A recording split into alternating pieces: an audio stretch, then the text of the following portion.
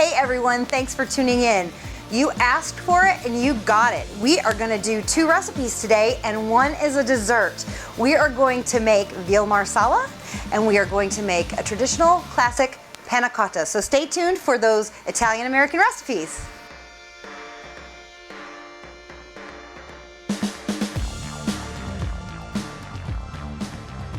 For our first recipe today, we're going to make veal marsala. You may be more familiar with chicken marsala, which is definitely an Italian-American dish that we see here in the United States. This dish is similar to a scallopini dish that they do make in Italy, but it's a combination of scallopini, sliced meat, and also marsala, which is a fortified wine that you find in Sicily. So to start, let's take our veal, we're going to pan sear that, and then we're gonna make a beautiful pan sauce to go with it.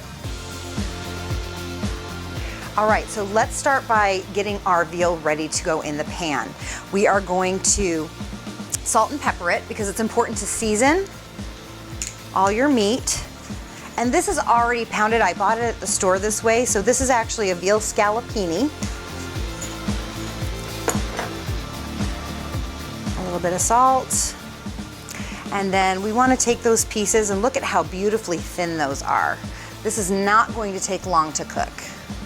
And it's an elegant dish that you can serve. We'll take the floured pieces over to the stovetop and get them seared off. And certainly using veal is going to elevate your dish a little bit more than if we had done a chicken breast.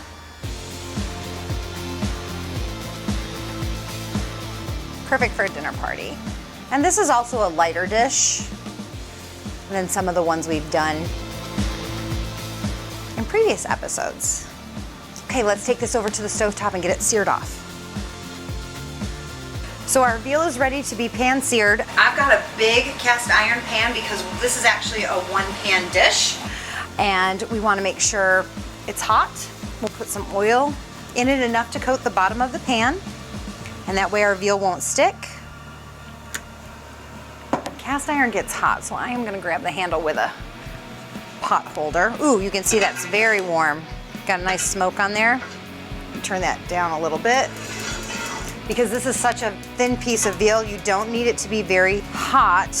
Hot enough, obviously, that your pan's hot, but not so hot that this scorches. This is gonna go very quickly. 1, 2, 3, 4. There we go. And literally, I'm already flipping it. Veal is very tender, so because of the thin size, we don't want to overcook and ruin that tenderness. And you can see because our pan was nice and hot when we started, you're already getting some golden color on that. Look at that. Beautiful. And then let's put it on a clean plate. A little more of that pink off the meat. And then in our pan, let's start to make our sauce. So I'm gonna add a little butter.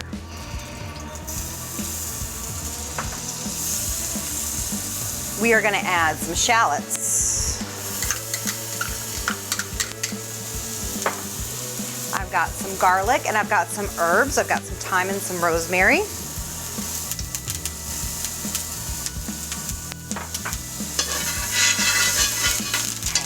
Let's add our mushrooms.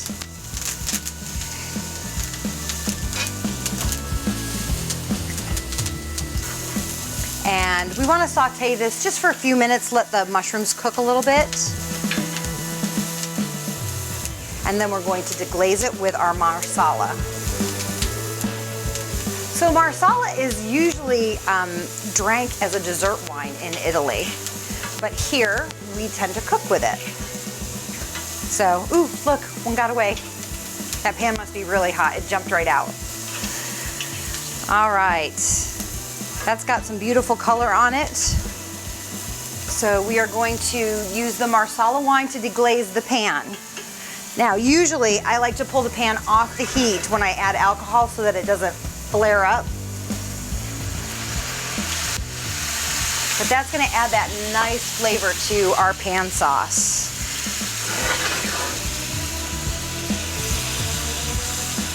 So the alcohol actually is going to cook out, and all those flavors that are in the marsala are going to impart the flavors in the sauce. We can add some chicken stock. And then let's let this kind of reduce down a little bit.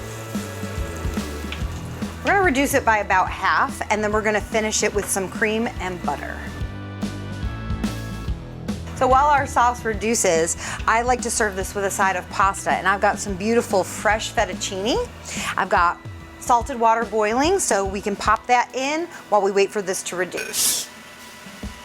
And fresh pasta doesn't take quite as long as a dried pasta to cook. This is only gonna take about 3 to 4 minutes, but it will be lovely served with a little bit of butter underneath this luscious sauce and this veal. So our sauce that we've started has reduced. This is one way to thicken your sauce, is to kind of let some of that liquid evaporate and cook off. Now we're going to finish it with some cream and a little bit more butter. But this is gonna give it that unctuousness. It's gonna be velvety smooth. Beautiful flavors. Our pasta's almost done. Now at this point, we can put our veal back in and let it simmer in that sauce to pick up some of the flavors. And you can turn your heat down once you put this in, because we're not trying to make the sauce thicker at this point. We are just actually letting the veal cook just a smidge, a little bit longer in that sauce. I think we're almost ready to plate. I don't know about you, but I'm ready for some wine. What do you think?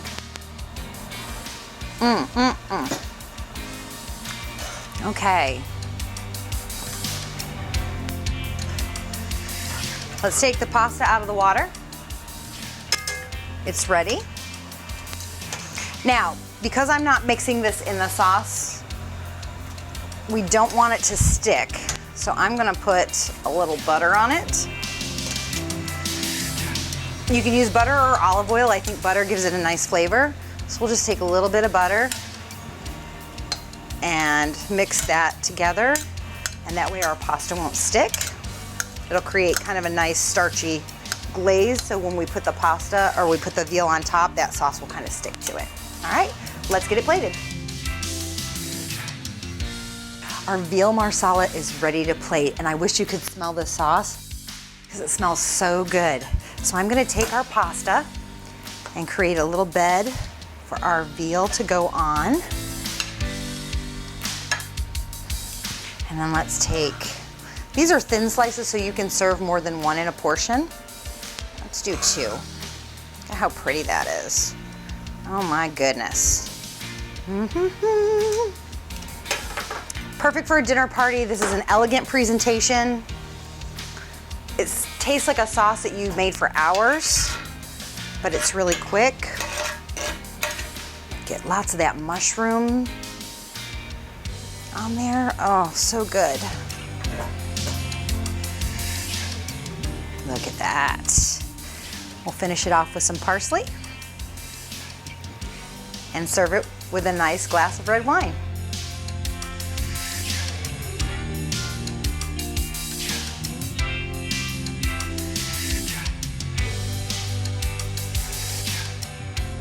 So we are going to make a dessert today for our second recipe. This is a simple dessert, but it does require a little bit of patience. We're gonna make some panna cotta. You can make this with different flavors. Today we're gonna make it with some balsamic macerated strawberries. So the first thing that we have to do is take our gelatin. This is gonna help the panna cotta set. We are going to sprinkle our gelatin over some warm water and give that just a little bit of a stir. We wanna get that gelatin dissolved. There we go. This is gonna help thicken and set our cream mixture.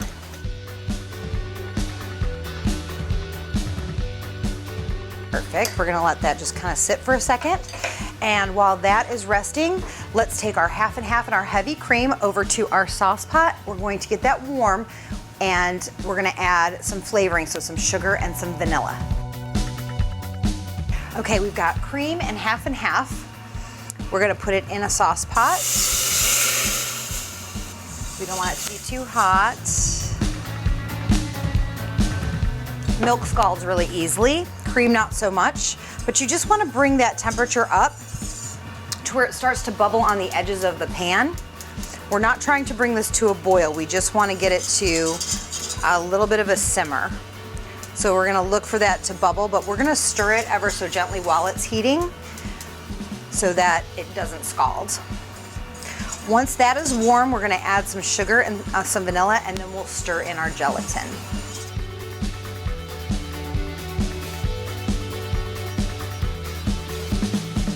Okay, so we've got a nice simmer to our cream milk mixture. We're going to add our sugar and stir that in to dissolve. We're gonna add some vanilla to give it some flavor. And once that sugar is dissolved, we're gonna add in our gelatin mixture that's been resting.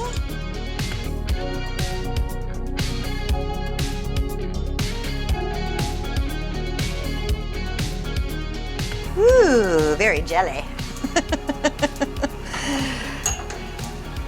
And we want to whisk this so that everything combines. We don't want, lumps of gelatin. We want it really mixed in well. And here's where the patience comes in. So now we're going to pour it into a ramekin or a small bowl. I like to use ones with a smooth side because ideally you want this to set, and we want to take it out of the dish to plate it.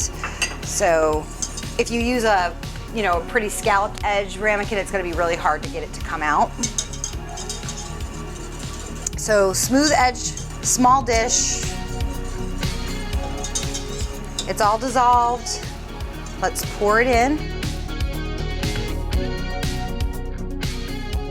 And then this needs to set in the refrigerator for 4 to 6 hours, but also you could let it go overnight. So this is definitely a dessert that you want to make ahead if you've got the time to do it. So to serve with our panna cotta, we're going to serve some white balsamic macerated strawberries. How do you macerate strawberries? Well, we've sliced some strawberries. We're going to mix that in the bowl with a little bit of white balsamic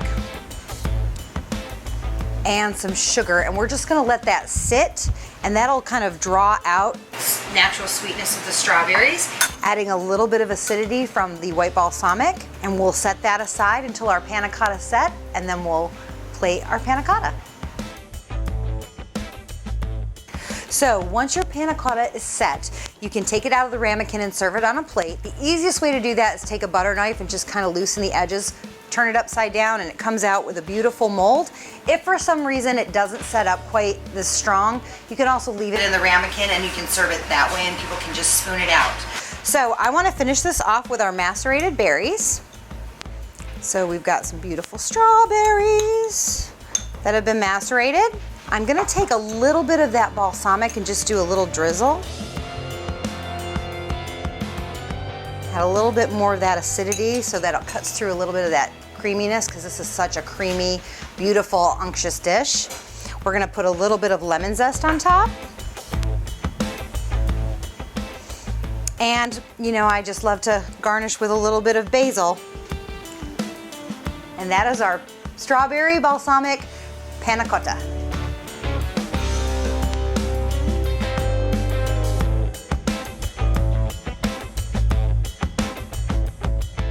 I am really happy that I got to share 2 new recipes with you today. We did 2 that will look beautiful on your dinner plate at a holiday party or any elegant dinner. We made veal marsala and we made a white balsamic strawberry panna cotta. So for those recipes and more, tune in to jenniferbasil.com.